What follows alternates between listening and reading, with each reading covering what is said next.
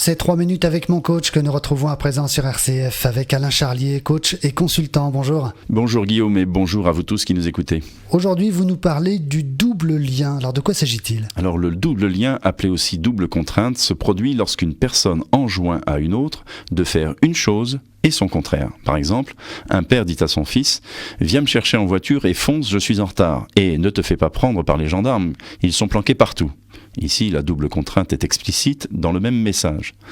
Elle peut être introduite par du non-verbal, implicitement. Par exemple, un patron invite son nouvel adjoint Pietro à dîner.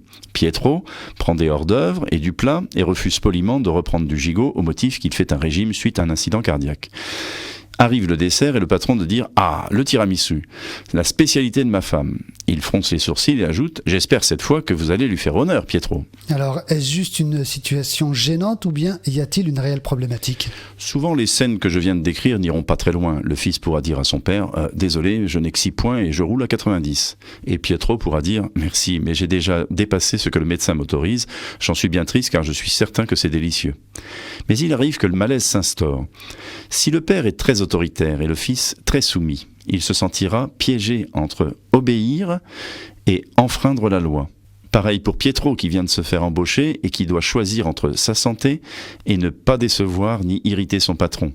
Pour qu'il y ait double lien, il faut un certain nombre de conditions, mais qui peuvent très vite être remplies. Primo, un lien entre les personnes, parents-enfants ou chefs subordonnés, où le faible est ou se sent obligé d'obéir à l'autre. Secondo, un message double et contradictoire de l'autorité, comme ceux que l'on vient d'entendre. Tertio, l'incapacité pour l'autre personne de réagir, soit par confusion, la personne n'a pas conscience de ce qui se passe, soit par défaut de permission, les jeunes enfants qui essaient de lutter et à qui l'on dit « Tais-toi, je ne veux plus t'entendre, est-ce que c'est clair ?» Quarto, une troisième injonction négative, souvent identitaire. Le père dira au fils « Ne me déçois pas, mon fils ». Le patron dira à Pietro « Un Italien de souche ne peut pas refuser un tiramisu, n'est-ce pas ?»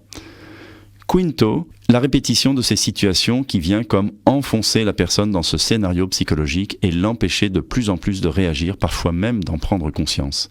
L'étape suivante pour la victime est qu'elle voit le monde en double contrainte et s'auto-suggère les injonctions avec tous les dommages que l'on peut imaginer pour elle-même et par transfert pour les personnes sur qui elle a autorité. Alors, comment sortir d'un tel cauchemar ? Alors tout d'abord, détecter le double lien, le fait que c'est un choix perdant-perdant pour la victime. Ensuite, mettre en œuvre une ou plusieurs des actions suivantes.